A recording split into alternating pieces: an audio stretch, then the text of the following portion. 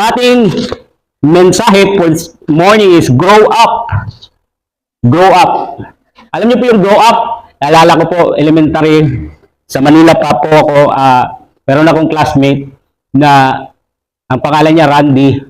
Ang elementary na po, mga grade 3, mga ganyan po, grade 4. Nakatamsak pa rin yung ano, alam niyo yung pacifier, di ba? Ang bibi mahilig mag-pacifier.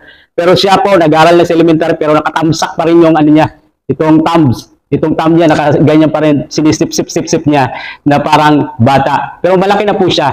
And spiritually speaking, ngayong umaga po ay malalaman natin kung tayo po ba ay lumalago na sa relasyon natin kay Kristo. At kung hindi naman po, paano tayo lalago sa ating relasyon kay Kristo? So, unang Korinto, Kapitulo 3. Okay, let me read po sa verses 1 to 4. Mga kapatid, mga kapatid, hindi ko kayo makausap bilang mga taong nagtataglay ng Espiritu. Kailangan kausapin ko kayo bilang mga taong namumuhay pa ayon sa laman at mga sanggol pa sa pananampalataya kay Kristo. Gatas ang ibinigay ko sa inyo noon at hindi matigas na pagkain sapagkat hindi ninyo kaya iyon. Subalit hanggang ngayon ay hindi pa rin ninyo kaya sapagkat nananaig pa sa inyo ang laman. Ang inyong pag-iinggitan at pag-aaway-away ay palatandaan na makasanlibutan pa kayo at namumuhay ayon sa laman.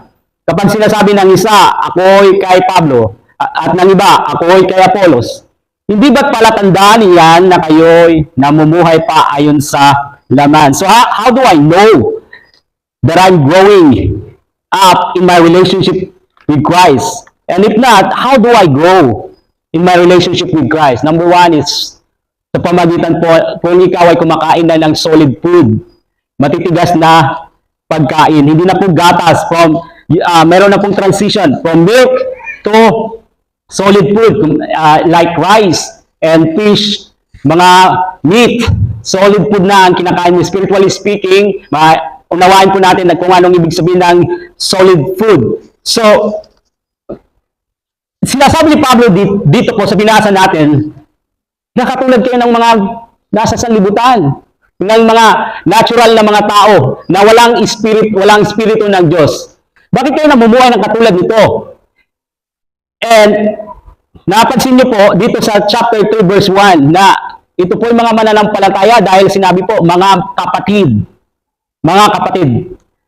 And so, ito ay mga kapatid sa Panginoon. He's addressing din ito po hindi sa mga boys lang, mga men, kundi sa mga women because mga kapatid, kung kapatid ka, kasama po tayo dito. Kung kapatid ka sa Panginoon. So, mga kapatid. So, ina-address niya dito sa simula, kayo yung mga mananampalataya, pero ang pamumuhay nyo ay katulad ng mga nasa sanlibutan dahil ginagawa nyo ang mga bagay na makasanlibutan, ginagaya nyo ang sanlibutan. And interesting po dito sa chapter 2, kung naalala nyo, na kinuntrast ni Pablo kung ano ang makasanlibutan ng mga tao at ang mga spiritual na mga tao. And now, sa chapter 3, we see both. Mga mananampalataya ito, pero we see both. Spiritual po sila, pero makasanlibutan. So, sinasabi ni Pablo, ulitin ko po, there's some of you nga worldly, na mga kapatid, mga brothers and sisters, makasanlibutan pa rin. Walang pagkakaiba po sa inyo. Walang nakikita ang distinct na buhay. And you are much like the world. You are like a baby Christian. Ulitin ko po, iniwan niya ito 5 years ago. Siya nag-establish ng church na ito. And so, again, he left them 5 years ago. At ang sinasabi niya dito, hindi na dapat yung ginagawa ito. General context sa Book of Corinthians, naalala nyo, and background, hindi na dapat kayo dito sa chapter na ito, pag-aralan natin na mapapansin natin mayroong pagbaha-bahagi. Mayroong division. Hindi na dapat ninyo ginagawa ito. Hindi na dapat kayo namumuhay sa immoralidad. Hindi na ninyo dapat na dinadala yung kapatid sa court, nag-aaway-away kayo na merong bitterness sa inyong mga puso, hindi kayo marunong magpatawad sa bawat isa. And hindi na dapat kayo naglalasing. Inaabuso ninyo ang communion. Dapat na you should be filled ng ang nagkocontrol sa inyo ang Diyos. You shouldn't be abusing yung spiritual gifts na ibinigay sa inyo. So, lahat ng mga steps na ito na nangyayari, ito yung ginagawa nila. Kayo, sinabi ni Pablo dito, sa binasa natin, you are acting like a baby. Babies, mga sanggol. Dapat na nag-grow up na kayo, dapat na nag-mature na kayo. Pero hindi ko kayo makausap na mga mature. Mga gatas pa rin. Indeed, binigyan ko kayo ng gatas na hindi matigas na pagkain because hindi pa kayo handa na tanggapin ito. Basically, sinasabi ito po ang simpleng sinasabi ni Pablo. Sa madalang salita, hindi kayo mga normal na mga Kristiyano. Ganito po ang illustration. Di ba po, para sa mga parents, mga sanggol, tinuturuan natin na kumain, di ba, magmuya, pero pinapakain natin muna mga Cerelac, mga milk, mga malambot pa na mga pagkain. And so, nilalagyan natin ng diaper, ang baby, hanggang sa nag-teenager na siya. Yun pa rin po ba ang gagawin natin? Linalagyan natin ng diaper. Pinapainom natin ng gatas. So, basically, ito yung sinasabi, hindi normal ito. Hindi kayo nag-grow, hindi kayo nag-mature sa inyong relasyon sa Diyos. Naiintindihan niyo po yung sinasabi ni Pablo? Ito yung sinasabi niya. Dapat, higit pa rito, nakalampas na kayo dito. Hindi na katulad kayo ng mga maliliit na sanggol, naggatas, malalambot na pagkain. And, baby pa rin kayo kasi makasanlibutan pa rin kayo, makalaman pa rin kayo. Hindi pa kayo naglago, hindi pa kayo nag-mature. And he's gonna address this, yung malaking kalong dito sa chapter 3, bakit mga makalaman ang mga Kristiyanong ito makasanlibutan. And atin din titingnan ngayon, bakit may mga Kristiyano na mga karnal, makasanlibutan, makalaman. Now, basahin po muna natin sa verse 4 bago natin alamin. Verse 4, sabi po dito, kapag sinasabi ng isa, ako'y kay Pablo, at ng iba, ako'y kay Apollos, hindi ba't palatandaan iyan na kayo'y namumuhay pa ayon sa laman? Naiintindihan niyo po kung ano nangyayari dito, merong pagtatalo-talo, merong pagbahagi, merong competition, makalaman po ito. Mas magaling si Pablo, mas magaling si Apollos, mas matalino si Pablo, mas matalino si Apollos. So ito po yung mga inggitan, competition, makalaman na mga ginagawa sa loob ng simbahan. So sinasabi ni Pablo dito na bakit may mga immature sa simbahan? Bakit mayroong mga baby Christian, may mga karnal dyan sa inyo sa Corinto?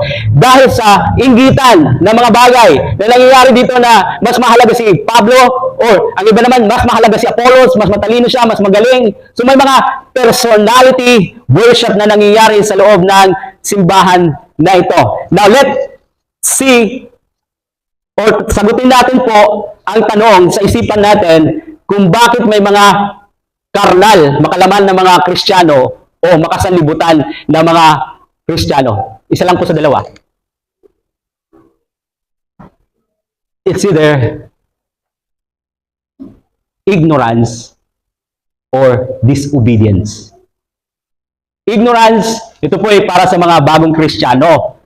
Nagsisimula pa lang, mga bagong tumanggap pa lang sa Panginoon. So, kailangan nila kasi ignorant pa sila, bago pa sila, hindi pa nila alam talaga. Wala pa silang mas maraming alam sa salita ng Diyos. They needed to grow.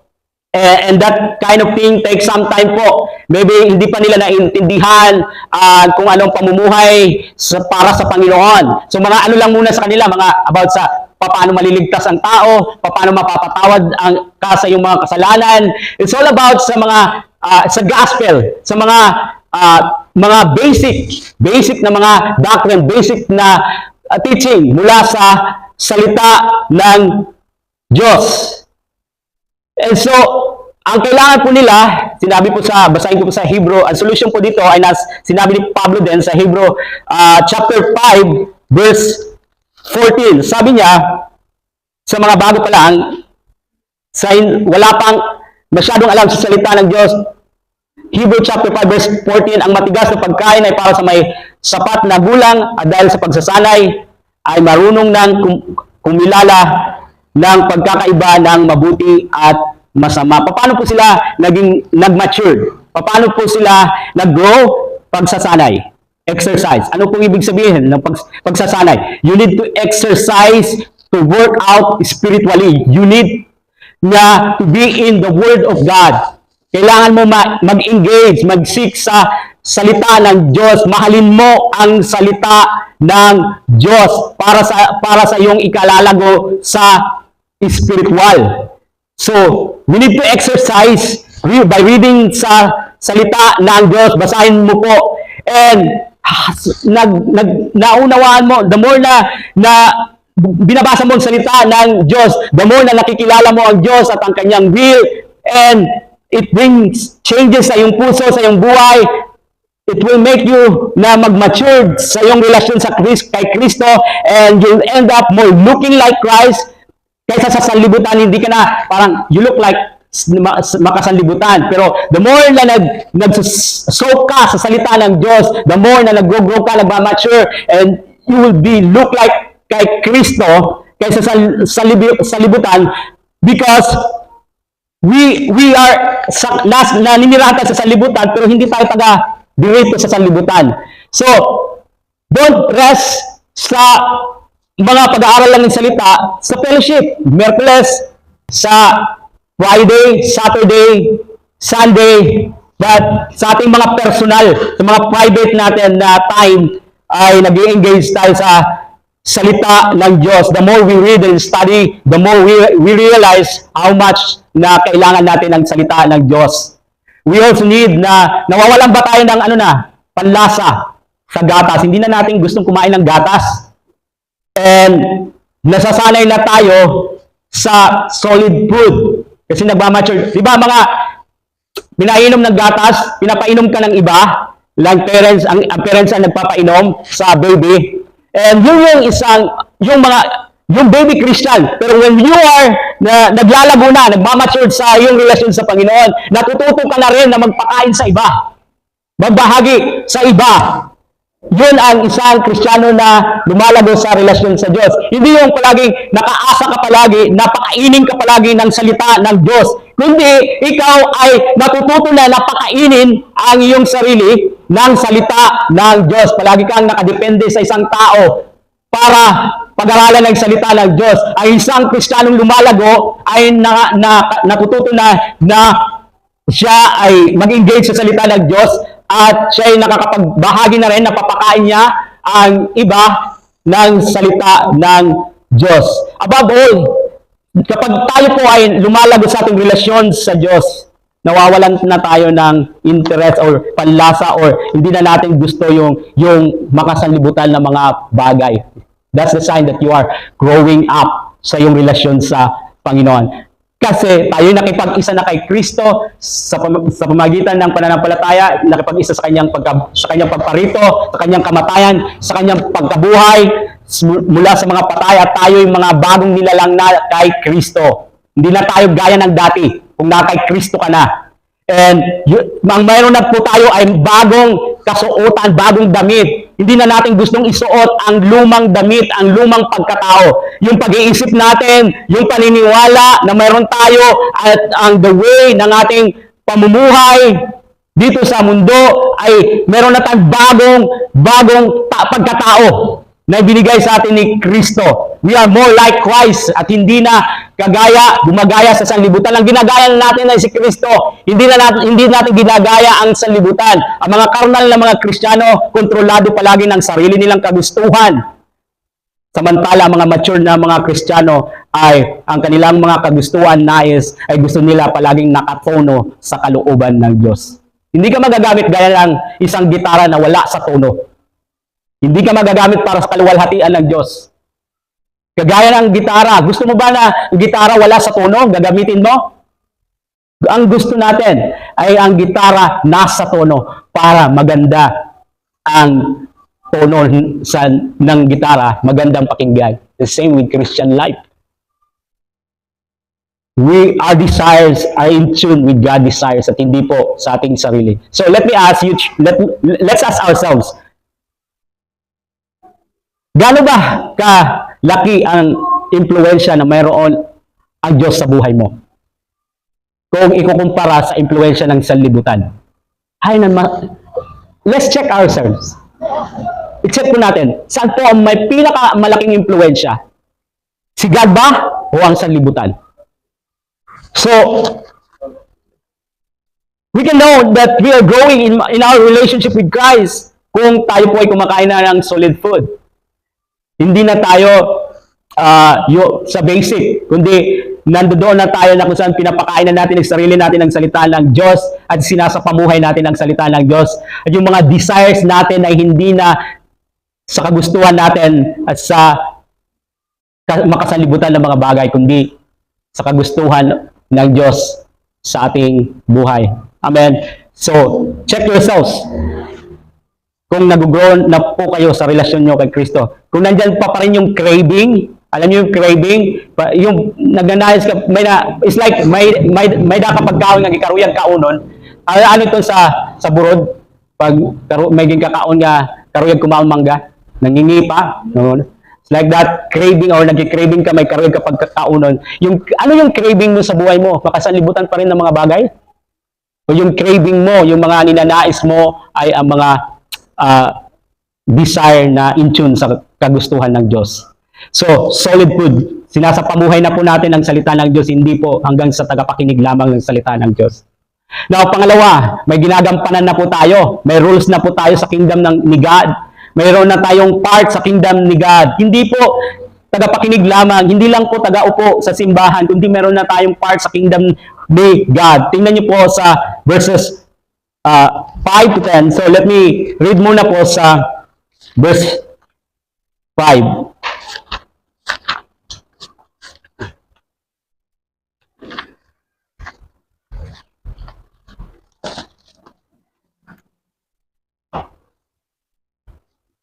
Sino ba si Apollos at sino si Pablo?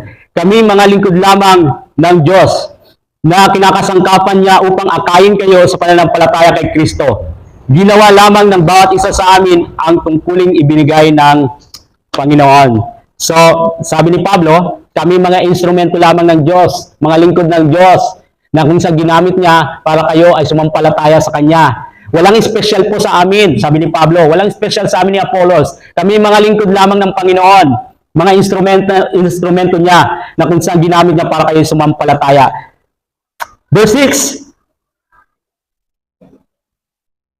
Ako ang nagtanim, si Apollos ang nagdilig, subalit ang Diyos ang nagpatubo at nagpalago. Hindi ang nagtatanim o nagdidilig ang mahalaga, kundi ang Diyos, sapagkat siya ang nagpapatubo at nagpapalago. Ang nagtatanim at ang nagdidilig ay parehong manggagawa lamang. At bawat isa ay tatanggap ng gantimpala ayon sa kanyang pagsisikap. Kami kapwa manggagawa ng Diyos at kayo ang kanyang bukirin. Kayo rin ay gusali ng Diyos. So, gusto niya dito na i-top down ang ideya na ang tao ay special. Hindi. Ang espesyal ay ang Diyos. Siya ang nagliligtas. Ang Diyos ang kumikilos upang ikay makakilala sa Kanya, lumago ka sa iyong relasyon sa Kanya, sa iyong pananampalataya. Sabi ni Pablo, kami mga instrumento lamang, maliit lamang ang aming naging part sa prosesong ito. And sabi niya, ang particular na ginawa namin, ako ay nagtanim ng binhi, nagbahagi ako ng mabuting balita, dumating si Apollos, siya yung mas nagdilig, siya yung mas more nga nag-share sa inyo ng salita ng Diyos. At ang nagpagtubo naman, ang kumilos para kayo mag-grow, ay ang Panginoon. And so, ito po ang tinuturo sa atin. Lahat po sa atin, bawat isa sa atin ay mayroong napakagandang responsibilidad at pagkakataon na ibahagi po ang ating pananampalataya sa mga tao na ilinalagay sa harapan natin. Linalagay ng Diyos sa harapan natin. Nakakasalamuhan natin, nakakausap natin. Meron tayong pribileyo para ibahagi ang ating pananampalataya. Maraming mga tao na nag-aalangan alanganin na magbahagi ng kanilang pananampalataya dahil ang kanilang iniisip, kailangan nila ng maraming salita o kailangan nilang makumbinsi ang tao na kanilang kausap o kailangan nila na maging magaling sa pagsasalita. Alam niyo po, hindi natin makukumbinsi ang tao at hindi natin maliligtas ang tao. Ang nagkumbinsi po sa inyo at nag-save sa inyo ay ang Banal na Espiritu, ang Diyos. And so, ang ating trabaho po ay magtanim ng binhi, maghasik ng binhi, mag-share ng gospel, or maaaring ang iba sa inyo magdilig, and then let God na siyang kumilos para mag-grow, mag-increase. Hindi niyo po alam na siguro po meron sa inyo nakakausap 1 minute, 2 minutes na mga tao ang ginawa nyo, maring binigay sa inyong pagkakataon na yan para mahasikan sila, matamnan sila ng gospel, ng salita ng Diyos. Hindi nyo po alam na mga taong inihaharap ng Diyos sa inyo, nakakausap ninyo, and maaaring ikaw ang gagamitin para magdilig, more na ma-encourage siya, more na makakilala siya, more na maintindihan niya ang gospel. May iba-iba tayong mga responsibilidad. Mayroong mga planters, mayroong mga waterers, nagdidilig.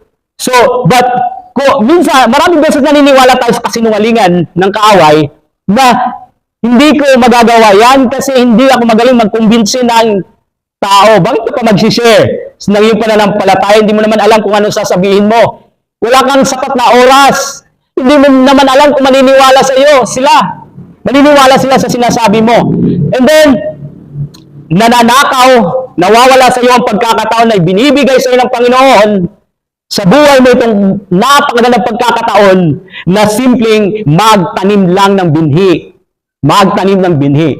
Hindi kailangan mahaba, hindi kailangan na maging magaling ka na taga-kumbinsi. Tumuli, ang nagkukumbinsi po ay ang Banal na Espiritu, ang Diyos. So, perhaps na yung time na yun ay para lang mahasikan sila ng binhi. Yun yung part mo, na masyaran sila about sa pananampalataya, about sa God na pinaglilingkuran mo. And so, because hindi natin alam na maaaring tayong gamitin ng Diyos para yung tao na yan ay mag-grow or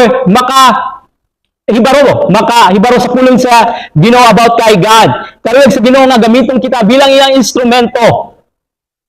Either pagtanom o pagsaribo. Maring ang imong part pagtanom sa binhi. Maring ang part nimo hatag ito nga opportunity sa imo para saribuhan mo. Okay? Para mas lalo siya madasig. And it's not up to us na talwason ang tao. Jesus, only Jesus can save. And gawain po ito ng Diyos. But we need to be a person na willing magpagamit sa Ginoo nga magtanom o magsaribo. And we need to be looking for opportunities na makapag-share sa tao. When you sit sa usa ka tawo nga di mo kilala and maybe nagkamayada opportunity or open door na makapag-share ka and you got that opportunity, so may grab mo ito para makapag-share ka sa iya. Nangingi ka Lord, kaya nga patapad mo ini nga tao sa akon, kaya nga nangiana ini nga tao sa akon, banging karuyag nimo maghatag sa akon higayon nga makapag-share sini nga tao. So, walay special favor sa mga personalities, walay pagpapataas sa usa ka tao. So, gi-address ni Pablo ini didi. This is the reason why you guys makasanlibutan kayo kay tungod gintatratal niyo ang tao like a Philippine Idol, like American Idol, like a K-pop. So, we are just instrument, vessels, instrumento ng Diyos. Verse 10. Ayon sa kagandang loob ng Diyos sa akin, inilagay ko ang pundasyon. Tulad ng isang mahusay na tagapagtayo, iba naman ang nagpapatuloy sa pagtatayo ng gusali. Ngunit dapat maging maingat ang bawat nagtatayo. So una, ang isang lumalagang Kristiyano ay handa nang tumanggap ng solid food. Okay? Hindi na siya yung umaasa palaging nakadepende na gusto lang pakainin, kundi pinapakain na niya yung sarili niya pamuhay na ang salita ng Diyos. They are not katulad ng dati na makasalanan ng pagkatao, makasalibutan ng pagkatao, makalaman, kundi nais na niya, ang mag-design niya ay nais ng Diyos. Pangalawa, ginagamit siya ng Diyos, instrumento bilang lingkod ng Diyos. May role siya sa kaharian ng Diyos. So let's check ourselves. Ano bang role mo sa kaharian ng Diyos? Anong ginagampanan mo sa gawain ng Diyos? Kung ilang taong ka na Kristiyano, ano bang ginagampanan mo sa kaharian ng Diyos? And so, kung ikaw ay nagpapagamit, meron kang ginagampanan, then that's another sign na lumalago ka na kay Kristo. But kung wala kang interest na ipagamit ang buhay mo, wala kang ginagawa, then perhaps you are not growing, hindi ka lumalago. Baby Christians. Palaging nakaasa. So, pangatlo is meron ka ng solid na pundasyon. At ang solid na pundasyon ay nakatukod kay Kristo. Okay? Si Kristo ang pundasyon ng ating pananampalataya. So, tinutukoy niya dito, di ba? Ako nag-establish, nagtanim 5 years ago, umalis ako, and then someone else ang nag-build nito. I laid the foundation, pero may ginamit din ng Diyos para ma-build ito, mas lalong mapatibay kayo. And then, notice with me, balikan ko ulit sa verse 10, sabi ni Pablo, iniligay ko ang pundasyon tulad ng isang mahusay na tagapagtayo, iba naman ang nagpapatuloy sa pagtatayo ng gusali. Ngunit dapat maging maingat ang bawat nagtatayo, sapagkat wala nang ibang pundasyon maaaring ilagay maliban sa nailagay na. Walang iba kundi si Heso Kristo. So, maliwanag po na pinapaalala sa atin na ang pundasyon ng simbahan ay si Kristo at hindi po sa tao. Okay? Hindi kay Pablo, hindi kay Apollos. Kung ang pundasyon ninyo ng pananampalataya ay depende sa isang tao, naku po, delikado. Dahil po ang tao ay minsan bumabagsak. Pero kung ang pundasyon natin ay naka kay Kristo, solid po yan. Solid na pundasyon. Naalala ko tuloy isang tao na, sige, in-encourage siya na, tutukla kay Kristo, tutukla. Unsa man ni pastor, kay makita ang kumanggod siya sa simbahan, unsa ang manani, na makita ang kumanggod siya sa simbahan. So, what happened is, nakadepende ang iyang pundasyon kung maupa yung performance sa tao. Kung di maupa yung performance sa tao, ngayang kikita, so waray na iyang pagpangalagad, pakdul na. Did you get that, church? Damo mga Kristiyano napapakdul. Kaya nakabase man sa performance sa tao. Sa tao lang tutok. Wala ang pundasyon diya sa niya pagtuod diya kang Kristo. Nasabtan po natin? Naintindihan po natin. So, importante po, sinasabi ni Pablo ng pundasyon ng inyong pananampalataya, pundasyon ng simbahan ay si Yesu Kristo. Ang pananampalataya natin dapat nakabuild sa pundasyon kay Kristo. It's all about kay Kristo, kay Jesus Christ. Siya ang pundasyon. Patuloy po tayo in verse 11.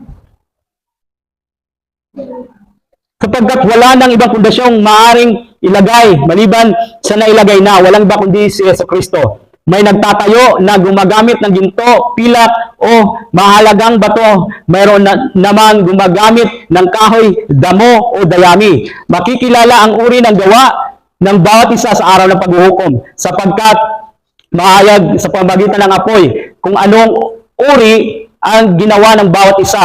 Kung ang itinayo sa ibabaw ng pundasyon ay hindi masunog, tatanggap ng gantimpala ang nagtayo noon. Ngunit kung masunog naman, mawawalan siya ng gantimpala. Gayunman, maliligtas siya, kaya lang ay para siyang nagdaan sa apoy. So, alamin po natin kung anong sinasabi ni Pablo dito. Sinasabi niya dito, sa kabuuan sa mga iglesia, sa church, mga mananampalataya, na kailangan po ng pundasyon natin ng ating pananampalataya ay kay Kristo. Naggamit siya ng ilustrasyon, ginamit niya about sa ginto, pilak, yung matibay na bato. And then ginamit niya rin po about sa kahoy, hay, and straw, mga hindi matibay. Ito po yung picture na Hindi mo po gagamitin sa pag-build ng building yung mga hindi matibay na materyales. Okay? Ang gusto mong i-build sa pundasyon ay ang matibay na materyales para hindi ito bumagsak. Kaya matibay na materyales, ginamit ko yung picture, ginto, silver, yung, matibay na bato. And so, again, in context dito, pundasyon, ulitin ko po, simply sinasabi ang pundasyon dapat natin ay hindi sa tao, kundi kay Kristo. So, huwag niyo pong i-compromise ang pagkilos ng Diyos. Huwag niyo pong i-compromise na kailangan na i-build ninyo ang inyong pananampalataya in a way na ang Diyos ang naluluwalhati. Kailangan ng pundasyon ay si Kristo dahil darating ang araw na i-examine ng Diyos at haharap tayo sa judgment. Ang mananampalataya haharap pa rin po sa judgment, hindi po sa judgment ng mga hindi mananampalataya. Iyon po ay tinatawag na Great White Throne na sinabi sa Revelation. Tayo po ay haharap sa hukom o sa judgment na tinatawag na Judgment Seat of Christ. At ito po ay paghuhukom sa mga mananampalataya kung ang iyong buhay ba ay ang Diyos ang naging sentro o ang tao ang naging sentro. Kung ikaw ang naging sentro ng buhay mo ba o si Kristo ang naging sentro ng buhay mo. So, ipapakita sa atin, i-examine kung ano naging buhay natin sa mundong ito, kung naging sentro ba talaga si Kristo, kung siya ba talaga ang naging pundasyon ng iyong buhay. Saan mo talaga ilinagay ang iyong pundasyon? Kay Kristo, sa iyong sarili ba o sa ibang tao? So, sinabi niya dito na, maaaring maka-escape kayo sa door sa impyerno kasi harap nga po tayo sa judgment seat of Christ, pero tayo po ay hahatulan sa ating mga ginawa para kay Kristo. Ano pong ibig sabihin ni Pablo dito? Ang ibig sabihin niya ay ang aking buhay po ba ay nakabuild sa mga bagay na eternal na magpapatuloy. Ininvest ko ba ang buhay ko sa mga mahalagang bagay para kay Kristo o sa mga panandalian na mga bagay, sa mga makasanlibutan na bagay? Saan mo inilaan ang buhay mo? Sa mga bagay ba na mas mahalaga, matibay, o sa mga bagay na panandalian at hindi na mahalaga? O in other words, sa mga makasanlibutan na bagay. Ang kaligtasan po nakadepende sa ginawa ni Kristo, pero ang gantimpala po ay nakadepende sa ating ginawa para kay Kristo. Naintindihan niyo po? So, we will escape hell, but again, we will be judged sa ating pamumuhay, sa ating ginawa, sa ating kay Kristo, kung makakatanggap po ba tayo ng gantimpala o hindi. So, wag po niyong isipin na basta lang makapunta kayo ng langit, dahil hindi po pa rin magiging masaya sa inyo kung kayo po ay kulilat, walang gantimpala. Dahil hindi ninyo inilaan ang buhay, hindi natin inilaan ang ating buhay para sa mga makalangit na bagay, sa eternal na mga bagay. Amen. Naintindihan po natin. So, huwag po tayong maging kulilat na Kristiyano. Manigurukit sa pagpangalagad sa Ginoo. Amen. Bagan, diri manadakam na uyon. So, let's continue. Verse, sana po tayo huminto. 16. Okay, verse 16 and until 17, hindi ba ninyo alam na kayo'y templo ng Diyos at naninirahan sa inyo ang kanyang espiritu? Paparusahan ng Diyos ang sinumang magwasak ng templo niya. Ang sinumang, sapagkat banal ang templo ng Diyos at kayo ang templong iyan. So, so much distraction ngayon dito sa harapan, sipon, pati langaw. So, ano po ang sinasabi ni Pablo dito? Sinasabi niya dito, naalala niyo po, na ang pundasyon po dapat natin ay si Kristo. And alam niyo po ang definition ng iglesia? Ang definition dito sa ating binasa, ang definition po, ang ibig sabihin po ng iglesia, hindi po bato, itong building na ito, itong property na ito. Pag sinabi pong simbahan, iglesia, ito po ay mga buhay ng mga bato. Yung nasa loob ng simbahan, yung pong iglesia. Okay? Ang mga mananampalataya. So, sabi niya dito sa verse 17, paparusahan ng Diyos ang sinumang magwasak ng templo niya, sapagkat banal ang templo ng Diyos at kayo ang templong iyan. Kayo ang templo. Ito pong katawan na ito ay templo ng Diyos. Nang tinanggap po natin si Kristo, ang banal na Espiritu ay pumasok po sa atin. Okay? Nanalahan po sa atin ang banal na Espiritu. Kaya nga po sinabi ni Pablo, naalala nyo, ang mga walang Espiritu ng Diyos, hindi nila naiintindihan ang salita ng Diyos. Ngunit, ang mayroong Espiritu ng Diyos, ang mga tumanggap na sa Panginoon may Espiritu ng Diyos, naiintindihan nila ang kalooban ng Diyos. Ang salita ng Diyos. So, itong templo na ito, sacred din kasi binili ito ng dugo ni Jesucristo. Hindi ito binili ng pera, basta-basta anumang bagay lamang na ibinili dito, kundi mismo ang dugo ni Kristo. And sabi niya, paparusahan niya, sa verse 17, ang sinumang magwasak sa English translation, dumihan ang templo ng Diyos, ang katawan na ito. And in context dito, alam natin kung ano nangyayari dito, immorality, pagsamba sa mga Diyos-Diyosan, mga, drunkenness, paglalasing, and mga inilalaan ang katawan sa mga walang saysay na mga bagay kaysa para sa kaluwalhatian ng Diyos. And what is, I think the best application po dito ay hindi tayo ilaan natin ang ating katawan sa mga makasanlibutan na bagay. Si Pablo mismo nagsabi nito, Roma 12, versikulo 1 hanggang 2.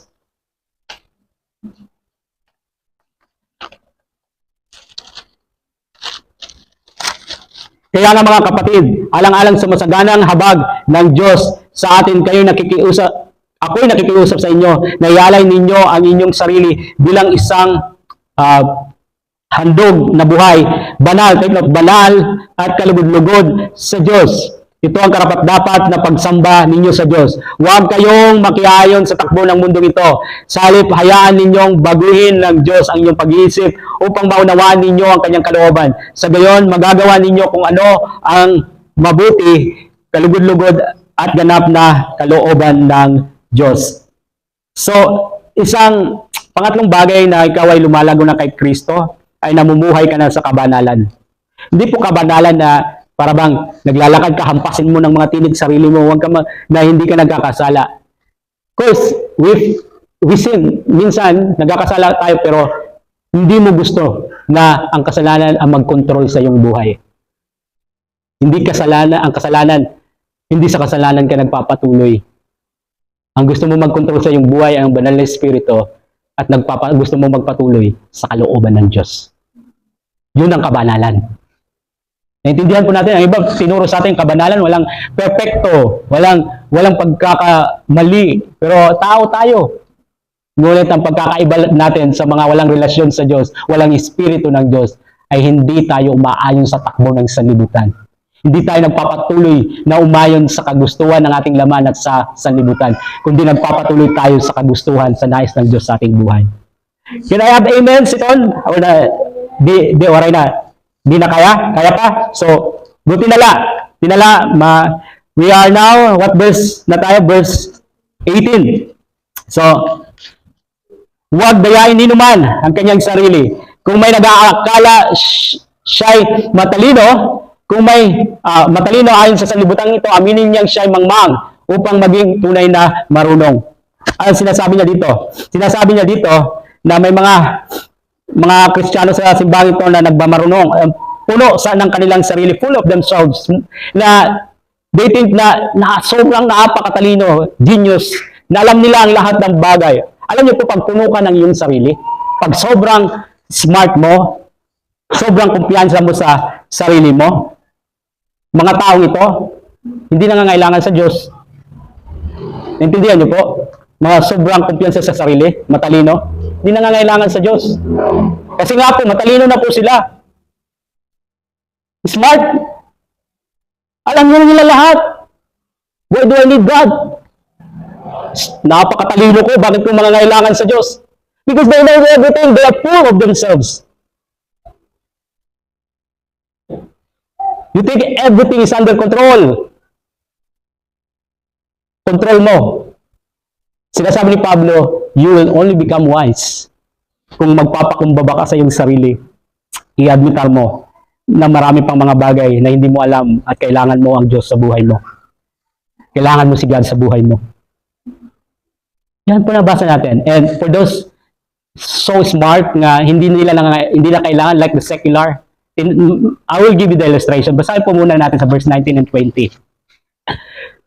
sapagkat ang karunungan sa libutan ito ay kamangmangan sa paningin ng Diyos. Gaya ng nasusulat, ginagamit niya ang katusuhan ng mga marurunong para mabitag sila.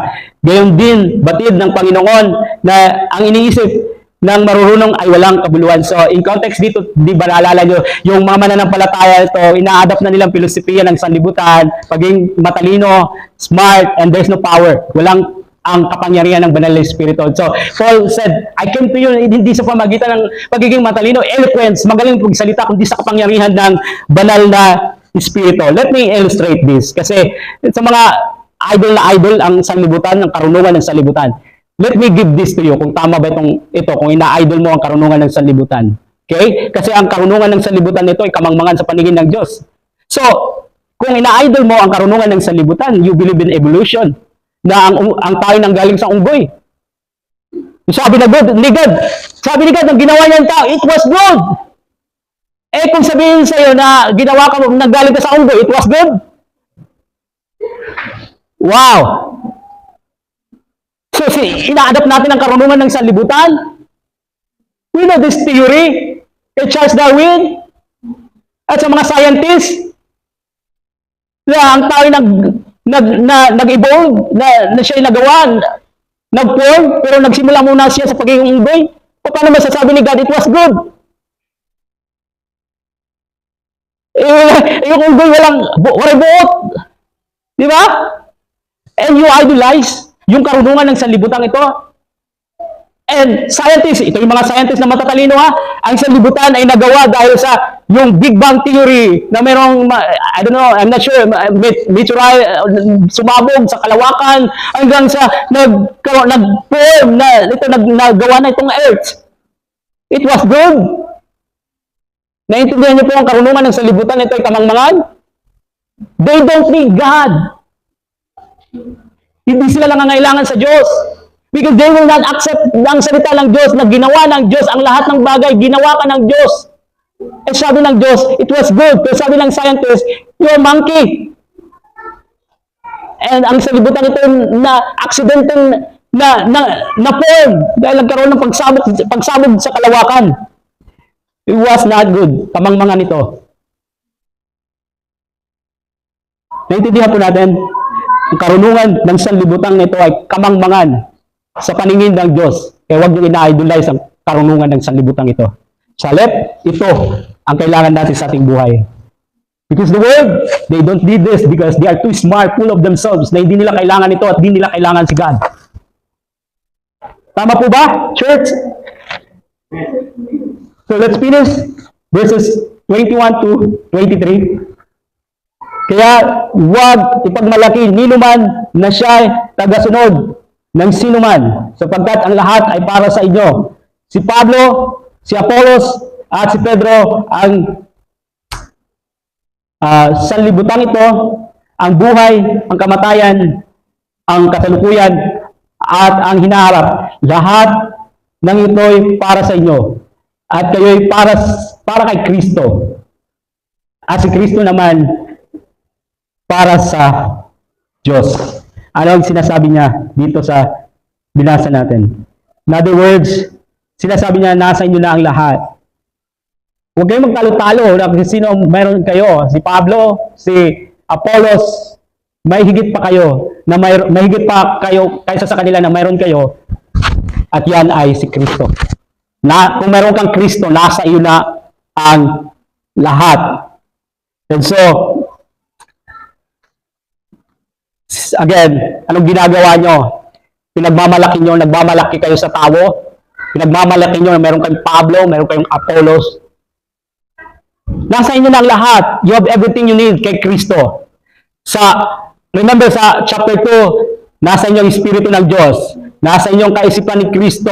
So bakit kayo nagbabahagi na nasa amin si Pablo, sa akin si Pablo, sa akin si Apollos? Bakit kayo nag-divide when you have everything in Jesus Christ? You have the Father, you have the Son, and the Holy Spirit.